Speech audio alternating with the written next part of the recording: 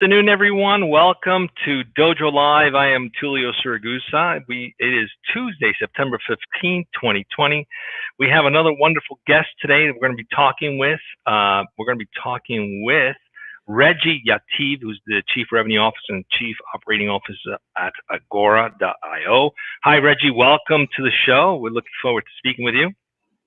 Thank you very much. I'm really happy to be here. Great. I'm also joined by my co-host, Carlos Ponce. Hey, Carlos, welcome back. Thank you, Tulio. Appreciate it. All right. So let's get right into it. Before we do, we're going to be talking about real-time engagement today in the healthcare space. But before we go into that, let's get to know you a little bit, Reggie. Please tell us a little bit about yourself. Well, as you already mentioned, I'm the CRO COO at Agora Lab Inc. I'm basically overseeing the global expansion of Agora's team, but most of all, what's important for me, I feel particularly blessed being part of Agora that is genuinely transforming the way people connect. It is the most important element of, I think, of what we do. We're helping people connect to each other. We're helping people engage in a unique way, and we can talk about that in a minute a little more. Well, I personally come from the software business, been in the software business for many years, actually over 15 years, actually a little more. And Agora is actually, if you look at Agora and what we do, is predominantly about using or leveraging very sophisticated software algorithms to power that engagement. And we can talk about that in a minute. Great. So thanks for introducing yourself. Tell us a little bit about Agora. What gave birth to this idea? What was the thing that the founders were trying to solve and are solving in the marketplace? Tell us a little bit about the company. Yeah, that's a wonderful story. So Tony Zhao, our CEO and founder, is in that space for over 30 years. He's actually firsthand being a very big technologist in that space, and starting as a developer, experienced a lot of the complexity that's involved in driving real-time video globally. And of course, we can talk about that for hours. I mean, there's many moving parts that involve video and voice and the network and the software elements, and all of that became very heavy for developers. Back in the day, Tony was one of the founding team members of engineers in WebEx, and then continued to be the CTO of YY that then went public at some point. And out of all those experiences, he realized that there's got to be something there has to be something done for developers to be able to deploy those technologies. First of all, develop them, but also to deploy them globally without fear, at any scale they want, and fit them into any contextual use case they want. So that's historically, the company founded in 2014, and then kept evolving and growing and becoming pretty much, the power behind a lot of the apps, a lot of you and the listeners are using every day. Today we are public. We actually went public in June this year, no surprisingly, with the ticker API as our ticker in NASDAQ. And we continue to expand, and deliver that message. I think what makes Agora unique, and this is, I think, the heart of what we're here to talk about today, is that we are actually powering all of those use cases that require real-time engagement. So it's a lot more than just having a conference call. It's about powering contextually all those use cases, whether it's in gaming, whether it's in healthcare, as you mentioned, whether it's education or social. All of those use cases today require, well, today more than ever with everything that's going on with the pandemic, but even way before, all of those use cases really require a different level of engagement over video. It requires the ability to have an agile enough technology to be able to be embedded in your use case. So if you're a developer, what Agora will provide you is an SDK. It's a software development kit that will power that engagement.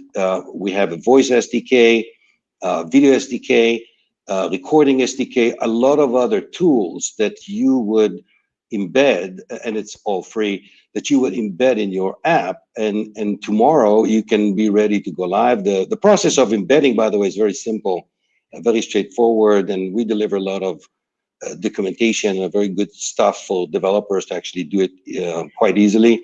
And once you're ready and the experience is now embedded in your app, you're ready to go live. And then Agora provides that what we refer to as software-defined real-time network, which is a network over. Hang on, Reggie. We want to have a conversation here. We're going to have time for all that. So let's introduce the topic, because I want to make sure we stay on point with what we want to talk about today and tie it into what you guys are doing, because I think it's super powerful and you have a compelling story. But let's introduce the topic and bring the conversation back to what we want to talk about today. Carlos, what's the topic for today? And let's kick this off so we can dig in. I know Reggie's excited to share all the details. Let's go right into it. Absolutely, Tulio. Thank you so much. And thank you, Reggie, for being here with us today. Tulio, the topic that our guest chose for today was real-time engagement connects us across borders. That's like the title for the topic, for the conversation. And we're going to be talking about how from healthcare to the workplace to education and beyond, real-time engagement technology is powering the creation of global communities by breaking down geographical barriers. So that's the topic, Tulio. So, Reggie, first question for you is, very predictably, is why did you choose this particular topic? Why did you think it was relevant for this day and age? Let's start with that, please. Thank you. Yeah, sorry, I jumped to the details too soon earlier. So, I think I can actually continue where I left off with that answer. At the end of the day, a lot of those use cases, as I mentioned, that are contextual, they actually present a challenge. You would need to integrate technology pretty quickly, and you also need a robust global network at scale to carry that video everywhere. And I think that what we do at Agora, if you kind of summarize that, real-time engagement, this is actually all of those experiences that we are creating that help people connect cross borders. So it doesn't matter where you are, whether you're in Bangalore or in New York or in Santa Clara, California, you should be enjoying the same level of experience, the same quality of service when you are engaged with any app out there that is using video or voice. And I think that's the key message here, is that by leveraging those live interactive video tools and voice tools, by leveraging a network that is strong enough, and by making sure that you can put all of those tools contextually, you're actually facilitating across the border connection between people. And that has a lot of impact, whether it's business or social, etc. We can talk about use cases later. So let's break that down a little bit, in simpler terms, right? Let's assume some of the audience are not tech savvy, but are interested in understanding how this works. So can you walk us through a typical client? How do they leverage your technology? How does it go into their ecosystem? What does their ecosystem look like? Can you break that down for us? It'd be great to understand how it all comes together. Yeah, let me choose education first, because I think we can go a little easier with that. New Oriental, which is one of our larger customers, have actually taken real-time engagement tools, and those are all the tools I described earlier, all those SDKs, package them into their offering, and basically able to offer millions of students, no matter where they are, in what environment they are, in sort of a, as we call it, a ubiquitous way. So whether they're using a cell phone or a laptop or a tablet or anything else, they were able to take those tools, embed them in their app, and enable a real-time classroom experience. And it may sound sometimes very simplistic, but but the use cases in the classroom could be quite complex. So you have, for example, one teacher talking to many students, or you will have a need for a more intimate setting of a classroom, let's say a teacher and 20 students. Or during the classroom session with 20 students, you need to talk to 2 students separately. So you can break out into a separate video room, talk to those 2 students, and then come back to the other forum. The the experience here is basically have multifacets, multi-dimensions, and this actually creates real-time engagement. It's not just a teacher looking at students or students just listening to a teacher. It's the interactivity, is the live interactive aspect of it that creates the educational experience. Does that make sense? Yeah. So, okay. So I get to have the ability to do something in a broader scale, but also one-to-one, basically. And how does the technology facilitate that? Is there some kind of intelligence built in to identify those who need more of that interaction, more of an intimate setting? Or does it make recommendations based on people's input or participation? How does it help the client, fulfill this dream, this desire to, have interactive sessions that break down these barriers? Yeah, I'm glad you used the word dream. I use that a lot. I think we work with developers many times, and we think about it. I mean, the developers are the key audience for us to actually enable those dreams. I think it starts truly from the process of ideation together with our customers. So they actually explain to us what they want to achieve. Then we identify the set of tools that are suitable for that use case. For example, if you have large audience, really, I'm talking millions. It could be millions, or it could be thousands, or could be a more intimate. But let's say a large audience, you need to make sure that if you want to create engagement between the audience and the host and the content itself, a latency level needs to be low enough on the network, and that's what Agora does, or empower. So together with the developers, we design together the experience. It's then embedded into this app, right? The app that the developer creates, and then go live. And then from that moment on, we work together with the developer, make sure we have a seamless experience. So it is not a one recipe, just install and forget. Is every experience need to be designed to the purpose of the use case and to objective of the use case. Sometimes you could use simpler tools. Sometimes you really need to go a little more complex in order to enable, like, for example, trivia game, or a game like in-game interaction between the players is implemented a little different than you would implement, for example, a healthcare use case, where you have a practitioner talking to one patient, or multiple practitioners talking to one patient. So the mechanics is different, but we provide all those building blocks and work together with developers to make it happen. I hope I answered your question. Yeah, so I'm curious. One of your taglines as a company is to enable meaningful human connections. All right, it's not just about having a connection. So, can you give us a little bit what the intention behind that, and how are you accomplishing that? Yeah, this is an interesting point. By people having sitting in front of each other, and we're doing that often, lately, sitting at each other, looking at each other through a screen, or maybe just watching something passively without the ability to connect with this content, makes that a certain level of connection. What we mean by meaningful is that if I go back to, for example, social streaming, or where you have a watch party, for example, Scener, which is doing those wonderful watch parties based on well-known content, of many of the big providers out there. They transformed just sitting and watching into a watch party where you can actually interact with each other. You can share the experience. You can laugh together. You can cry together. You can get angry together. You can feel the content. You are now connected with the content. The emotional engagement with the content is what we're looking for. Those are going to be the most ideal use cases that can leverage the most our technology, versus just sitting and looking at the screen like we used to in a passive way. which many people, especially this generation and the coming generations, will find that to be a little less meaningful.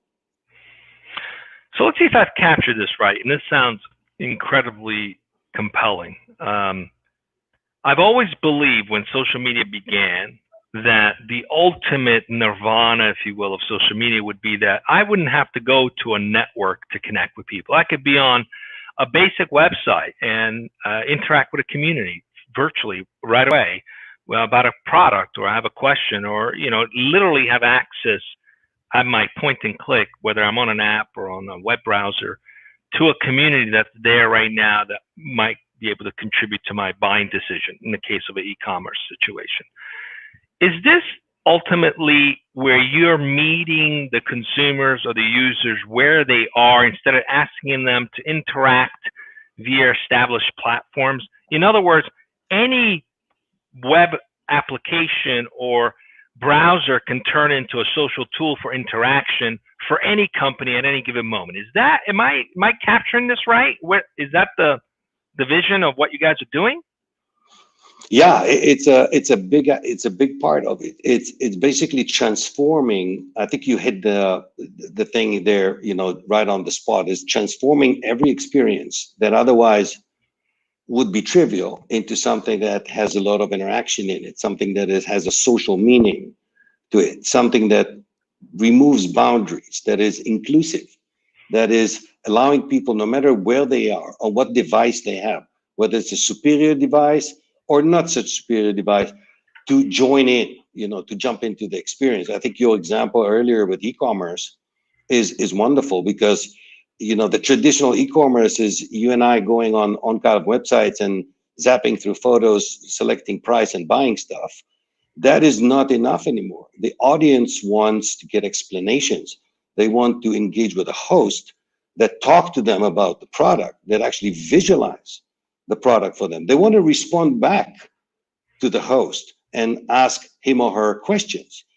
So they want to be part of the experience, not just watching it, go by.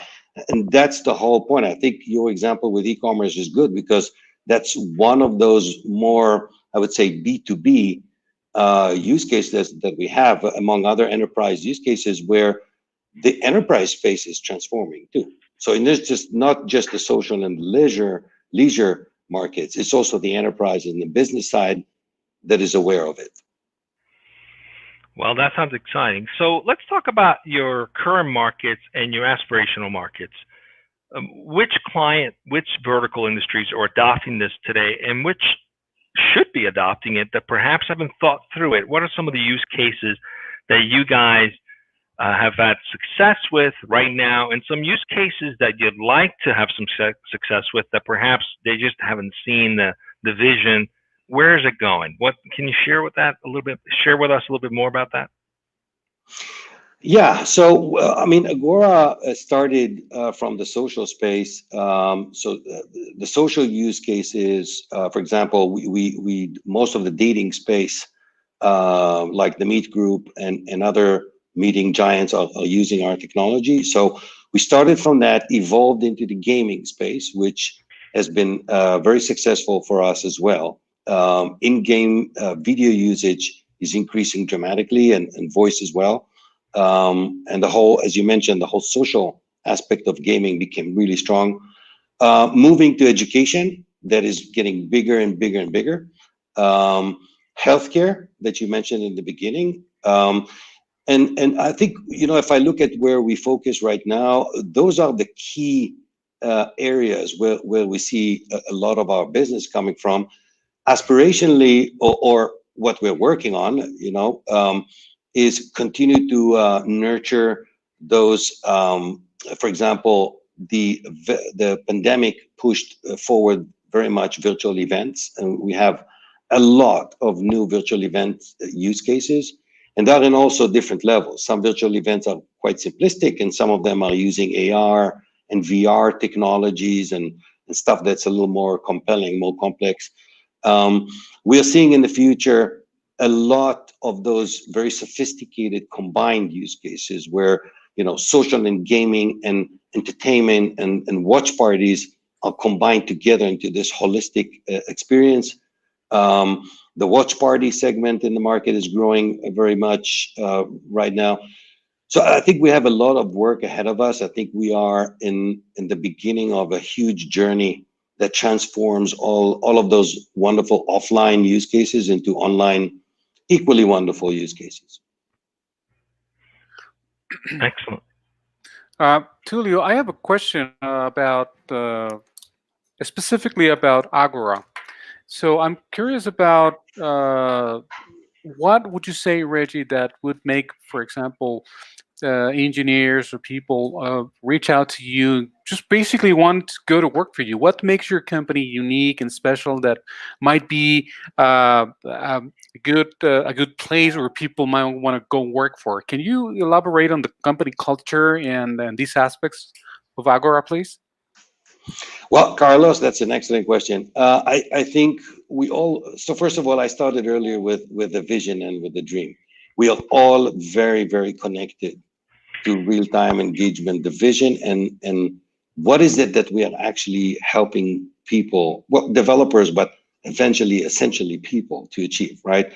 So I think culturally, the team in Agora is very connected to this. And I think if you start working for Agora, you'll find it very compelling. People really love the fact that we are actually working every day to fulfill that vision that we have, and the market is responding really nicely to this. That's one. Second, the creativity. As I mentioned earlier, Agora is not about shipping 50,000 boxes that look the same and feel the same. Every use case brings forward the creativity of the developers, their ideation, their ability to invent new stuff. So as you and I and Tulio was speaking here, there's probably like 5 new use cases that we didn't even think about to use real interactive video for. Like, we don't even know some of them, and they are actually coming to us. So I think engineers here, with their genuine curiosity and the natural curiosity, they have a lot of fun working with their peer developers to develop those experiences. And I think that the final thing is that we are cultivating an open, transparent, straightforward, dynamic culture. You know, internally we debate everything. We like to ask ourselves a lot of hard questions, or we have a lot of fun working too. So I think if you look at the work culture and the way we're trying to preserve that culture going forward, that's kind of like the key things in my mind. Sounds like a great place. Sounds like a great place to be. Anytime you can be creative and create something that represents your own vision, that ties into some use cases someone else hasn't thought of, that's a great place.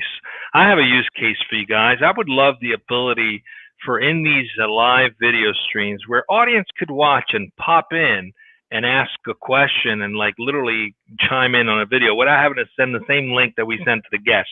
You know, maybe someone's listening, they can reach out to you guys and say, hey, you know, that's a good feature to have. We should have these guys build it for us. So Yardstream, if you're listening, reach out to Agora because they might have a solution for that.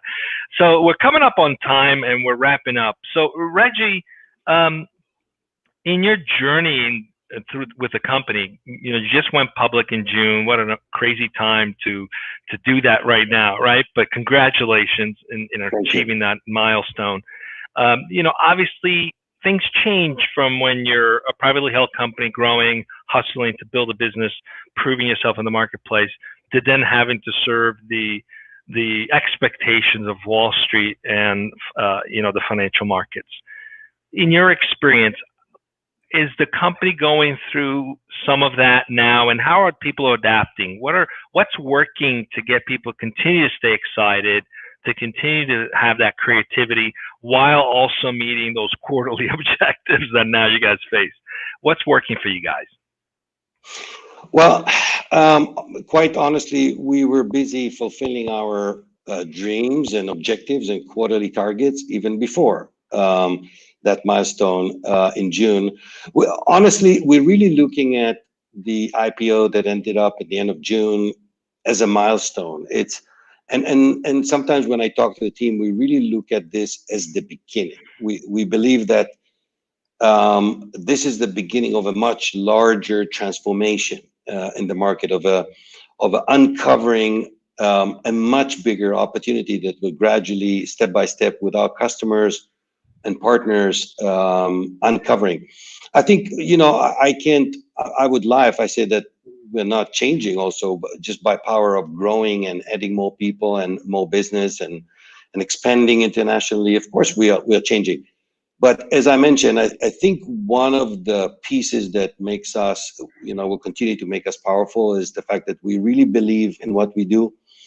We see that what we do really impacts people, really help people to achieve a lot of what they wanted to achieve, whether it's education or healthcare or social, or just finding someone to watch a movie with, or very simple dreams or very simple things. We really feel like this will continue to power the fire Agora and the whole team has for this vision, and this is what's driving us, and that is not going to change, IPO or not.